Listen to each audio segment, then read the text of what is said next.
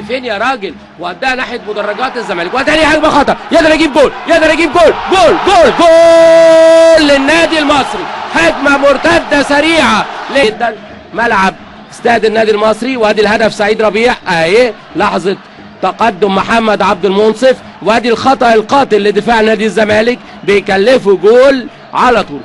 نادي اعتقد الفكره هيتغير لكاجودا بعد هذا الهدف. ادي اللعبه اهي، وادي الهدف من العرض سعيد ربيع اتلعبت، وعلى طول تامر اتلعب، وتاني فرصه ولسه خطر، جول جول. حلوه حلوه حلوه سعيد ربيع، لا مش ممكن الراجل ده. الهدف الثاني، ادي اللعبه ايه، وادي خطا دفاع الزمالك، وادي اتصلحت، وادي ذكري وعاشور الاتهم صاروخ. حلوه حلوه حلوه حلوه اهي اهي اهي اهي اهي قطع حلو. ادي اهي، واهي الراجل عاشور يتكلم.